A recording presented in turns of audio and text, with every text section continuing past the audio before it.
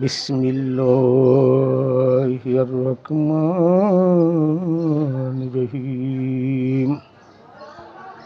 আলহামদুলিল্লাহি রাব্বিল আলামিন। সমস্ত প্রশংসা আল্লাহ রাসূলের পাকেতে আলিমা ফাতেমা হাসান হোসেন জহর নবী মায়ের নবী আওলাদে যার ছিল দুনিয়া কায়কানা সৃষ্টি হলে তাকেই আল্লাহকে জানতে পেরেছে, মানতে পেরেছে। ভিডিওটা সকলে দেখবেন, সকলে শেয়ার করে দেবেন। ঈদ শিলায় আজকে ভিডিও, অনেক কথা প্রশ্ন আছে, প্রশ্নের উত্তর দেব। ঈদ মোবারক, ঈদ মোবারক, ঈদের শুভেচ্ছা সকলে। সালামু আলাইকুম। আমার মুসলমানের ঈদের শুভেচ্ছা, অন্য অন্য জাতির আন্তরিক ভালোবাসা রইল। সকলের উদ্দেশ্য কিছু কথা বলতে চাই। এক ভাই প্রশ্ন করছে যে কোরবানি জাকাতের টাকা দিয়ে কোরবানি দেওয়া যাবে কিনা, এরকম কথা কোথায় নাই। জাকাত সালাতের মাধ্যমে জাকাত না, সদকা। এই সদকার টাকা পাবে গরিব, মিসকিন, অসহায়, অসুস্থ, তাদেরকে আল্লাহ পাক দিতে গেছে। সম্পদের হয় সদকা, আর জাকাত হয় প্রত্যেকটা মানুষের, ধনী গরিব নির্বিশেষে। জাকাতের মাধ্যমে সালাতের মাধ্যমে জাকাত দিতে হয়। কোরআনে 82 জায়গা আছে সালাত কায়েম করে জাকাত দেওয়া। আর মাল ধনের টাকা হলো সদকা। এই সদকা গরিব মিসকিন দিতে হবে। এই টাকায় সদকার টাকা যে মসজিদ মাদ্রাসায় দেওয়ার কোনো বিধান নেই। আবার অনেক ভাইয়েরা ভুল বোঝায়, এই সদকার টাকা দিয়ে যারা কোরবানি দেবে তাদের কোরবানি হবে না। কোরবানি একটা আত্মত্যাগ। এই আত্মত্যাগ সম্বন্ধে জানে না, বোঝে না। ইব্রাহিম নবী, ইসমাইল নবী, উনি 100 দুম্বা কোরবানি দিয়েছে, আল্লাহর দরবারে কবুল হয় নাই। আল্লাহ পাক ওনাকে স্বপ্নে দেখাইল, তোমার প্রিয় বস্তুকে কোরবানি করো। প্রিয় বস্তু উনি খুঁজতে না পাওয়ার কারণে ইসমাইলকে নিয়ে গেছে পাহাড় উপরে সাজাইয়া কোরবানি দেন। যে শয়তানে বলতেছে, ইসমাইল তুমি যাইও না, তোমাকে কোরবানি দেবে। উনি হাসতে হাসতে, তুই যা, আবার আমার বাবা যদি কোরবানি দেয় তাতে আমি খুশি। এক নবীকে আর এক নবী কোরবানি দিয়ে দিতেছে। তখন বলতেছে, বাবা তুমি এইভাবে চক্ষু খোলা রেখে কোরবানি দিতে পারো, কী করা যাবে? তুমি 7 তোলা এই পাগড়িটা 7টা পাক দিয়ে তারপরে তুমি চক্ষু বন্ধন করে কোরবানি দাও। আল্লাহর তরফ থেকে জিবরাইলের মাধ্যমে দুম্বাইনকে হাজির করেছে। ইসমাইল নবী হাসতে আসে। এটাই আত্মত্যাগ। এই নিজের যে কুবৃত্তি, 360টা মূর্তি আছে, এই মূর্তিগুলো ভাঙতে পেয়েছে, এটাকে জবাই করতে পেরেছে, নিঃস্বার্থভাবে এটি বন্ধ করতে পেরেছে। এই সিদ্ধা নিয়ে ভিডিও করছে। আমি কোনো ব্যক্তি পাটিতে মাটিতে যায় নামাজে মসজিদে সেজদার কথা আল্লাহ পাক কোরআনে বলে নাই। বলছে তোমার ইচ্ছাটাকে যখন রসুলের মাধ্যমে আল্লাহর কাছে নিজের ইচ্ছাকে সমর্থন করে দিতে পারে, তখনই তার সেজদা হয়ে যায়। সেজদার খুব তাকওয়া, ইলমে শরিয়াত, ইলমে তরিকাত, ইলমে হাকিকাত, ইলমে মারিফাত, 4 স্তরের উপর গার জ্ঞান ছিল দিলাম। এগুলো জানেন, শোনেন, বোঝেন। আর এক ভাই প্রশ্ন করছে, আপন ভাই তার টাকা পয়সা আছে, বড় ভাই টাকা পয়সা নাই, ছোটো ভাই টাকা পয়সা আছে, সে বড় ভাইরে অসুস্থ, তাহলে 50,000 টাকা দেবে। এই টাকা বউ মাতবাড়ি করিয়া মসজিদে দিয়েছে, তাই মসজিদে কোনো গুণ হবে না তার, যেহেতু তার ভাই। মানুষ দান করতে পেরেছে, সদগা দান করতে পেরেছে, মানুষের মধ্যে কোনো মসজিদ মাদ্রাসা দান করবে কোনো কথা কোরআনে নাই। তবে দরকার আছে, মসজিদ মাদ্রাসা দরকার আছে। সেখানে মানুষ যাবে, মক্তব হবে, পড়বে, পড়াশোনা করবে। যারা পড়াশোনা করায় মাদ্রাসা দিয়ে, তাদের ব্যবসা, এদের ব্যবসা বাণিজ্য নিয়ে ব্যস্ততা থাকে। এগুলো অনেক কিছু বোঝার আছে। আমাদের যারা তরিকাপন্থী লোক তারা বোঝে, খোঁজে, এবং কেন আহলাবাদ গ্রহণ করে, নিজেকে চেনা জানা বোঝার জন্যই আহলাবাদ গ্রহণ করতে হবে। সত্য বল, সুপথে চল। ফজরের সালাত মুখকে পবিত্র করো, জোহরের সালাত নাককে পবিত্র করো, আসরের সালাত কানকে পবিত্র করো, মাগরিবের সালাত চোখকে পবিত্র করো, ইশারের সালাত মন এবং মস্তিষ্ককে পবিত্র করো। এই পবিত্র নামই ইবাদত। ইবাদত কীভাবে হবে? তোমার দেহ করে 9 জন আছে, পাকে তো পাক মা হাওয়া বাবা তুমি আছে, এবং শয়তান আছে, আল্লাহ আছে। এই আল্লাহকে সেপাত রূপে আল্লাহ মানুষের প্রতিটা মানুষের ভিতরে আছে, জাত রূপে আছে লামকামে।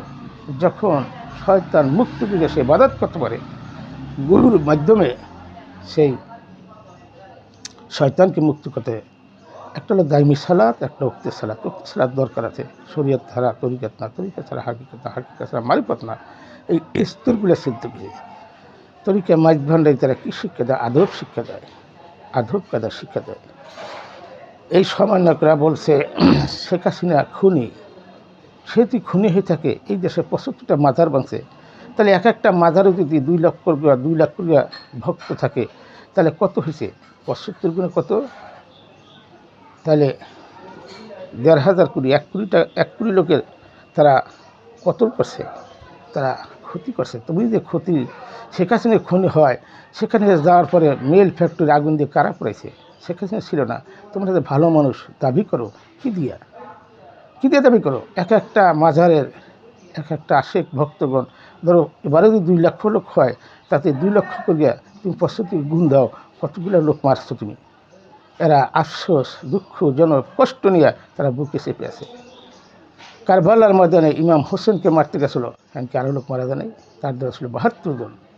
আর 33,000 লোককে জিজ্ঞেস করছিল আপনাদের মুসলমান নাই? সে পায় নাই, সেই মুসলমানই পড়ে গেছে। এরা ওহাবি, খারিজি, এটি নামের মাত্র মুসলমান, দলগত মুসলমান, নুকটা মুসলমান, মুসলমানের ভিতরে পড়ে না। এগুলো জানেন, শোনেন, বোঝেন। আমি সর্বন্য আইনকে বলতেছি, তোমরা যে ভালো কর্ম করছো, তোমরা যে করছো, দেশ স্বাধীন করছো, 24 কোথায় 71 যুদ্ধ তোমরা দেখছো, হিয়ালে, কুকুরে, বাদুরে, মানুষে হগুনে পর্যন্ত মানুষ খেয়েছে, তোমরা চোখে দেখো নাই। তোমরা যে বাছুর, তোমার যে কথাবার্তা বলো, জ্ঞানী যারা তারাই বুঝবে। তোমাদের কথাবার্তা একটাও কথা শিখে না। তোমার পকেটে রিক্সা ভাড়া নাই, তুমি হচ্ছে কোটি কোটির মালিক, কোথেকে বসলা? তুমি বড় গাড়ি, 5 গাড়ি চালাও, কী দিয়া? কোথেকে টাকা আছে? তোমার বাপের তুমি ব্যাংক ব্যালেন্সও নাই, কী দিয়ে করলা? তোমরা বড় বড় কথা কোনো গলার নামাই কথা বলো। এখন মানুষ বোকা না, সব মানুষ বোঝে, ঘরে ঘরে শিক্ষা আছে। তুমি মনে করো আমি শিক্ষিত না? তোমার মতন বড় জ্ঞানী লোক বাংলার জমিনে আনাছে কানাছে সব জায়গা আছে, তুমি তাদের কী খবর জানো? তুমি কী জানো? আর তোমার বাসা নিয়ে তুমি করছো কি? তুমি কী বুঝাও মানুষকে? ফার্দার কোনো কথা কবে না। তুমি সাবধান হয়ে যাও, সাবধান হইয়া যারা সমন্বয় করছে, 24-এর উদ্বোধন করছে, কারা করছে এই দেশে সব আমরা জানো। আমি প্রশাসন, সরকারি কর্মকর্তা তাদেরকে আমি ডিকটেশন করতেছি, এরা একটা লোক যদি বাংলাদেশের বাইরে না যেতে পারে, এদের বিচারে বাংলার জমিন হবে। 75,000 লোক এরা মারি গেলেছে, জায়গায় মেরে গেছে। প্রত্যেকটা মাজারে হাজার হাজার লোক, ভক্তবিন্দু, মুর্শিদপুর দরবার, বিশাল দরবার, সেই দরবারে মানুষ জেন্দাপি যখন যেতে তখন তার পরিচয় পাইল। প্রত্যেকটা কামেল মোকামেলি আল্লাহর পাগল ফকির, তাদের সাথে লক্ষ লক্ষ লোক জড়িতছে, প্রত্যেকটা লোকে কতল করছে। এদের বিচারে বাংলার জমিন হবে। আমি জ্ঞানী যারা ডিকটেশন করতেছি, তারা জানি বাংলাদেশে গিয়ে কোথাও না যেতে পারে। এদেরকে প্রত্যেকটা মানুষই দেখে বিচার হবে। শেখ হাসিনা কয়জন মারা গেছে? যারা উগ্রগুদি মুসলমান, যারা মিলাত মানে না, কিলাম মানে না, দুরুদ মানে না, মোনাজাত মানে না, তারা তো মুসলমান না। তাদের শরীরে কুত্তার গন্ধ পায়, কুত্তার মুতের গন্ধ পায়, তাদের কুত্তা প্রস্তাব করেছে তাদের ভোগে। তাদেরকার মানুষ, তারা মুসলমান নামধারী মুসলমান, কোনো মুসলমান না। মুসলমান হবে আদর্শ, এই আদর্শ মুসলমান ছাড়া কোনো মুসলমান না।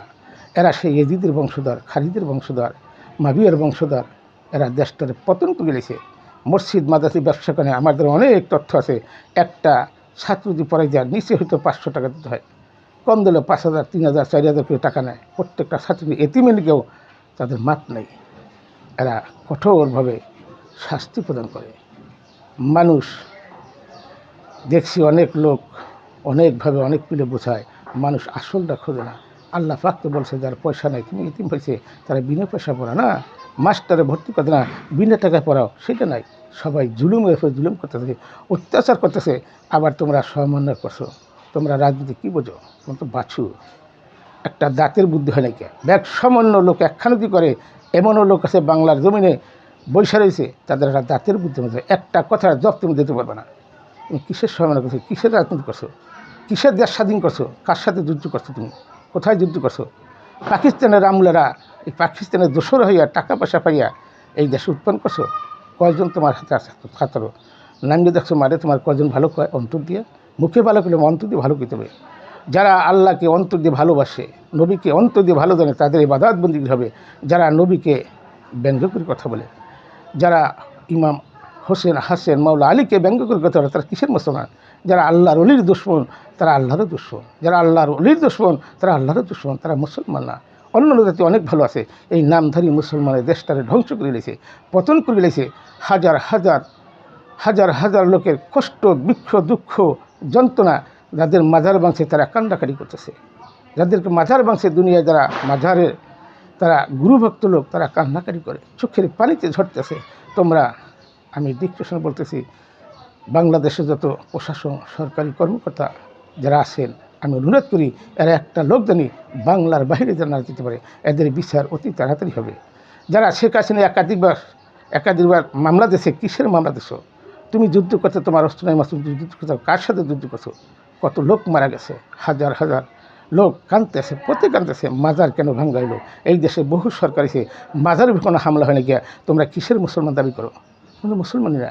এই দেশ শাহজালালের দেশ, মাইজভান্ডের দেশ, আউলাদ রাসুলের দেশ, অলিয়াগুর দেশ, তারা পয়লা বাংলাদেশ। তোমরা কোথায় দিকে বাংলাদেশ দাবি করে কি দিয়া? আজকে শেখ হাসিনা অপরাধ করছে, ন্যায় করছে। এই দেশে 50 বছর এরকম কাজ নাই। বাংলার জমিনে আনাছে কানাছে, সর্বদিক দিয়ে পল্লী বিদ্যুৎ, রাস্তাঘাট, কালবোর্ড, ব্রিজ সব করছে। না করছে কি? আমরা এগুলো দেখতেছি, চোখে দেখতেছি। তোমরা কী করে কও? কী দিয়ে যুদ্ধ করলা? তোমার কার সাথে যুদ্ধ করছো? তুমি যুদ্ধ দেখছো কিছু? সুবিবত লোক এসব বসে থাকবে না। তোমরা যেখানে একটা মাজার ভাঙ্গালে সমস্ত লোক রুখে পড়বে, এখানে কোনো মুসলমান টুপি দাড়ি জুব্বা, এটি মুসলমান না। মুসলমান ভিন্ন জিনিস। মুসলমান হইতে আদর্শ মানুষ, তখন সে আহলাবাদ গ্রহণ করবে।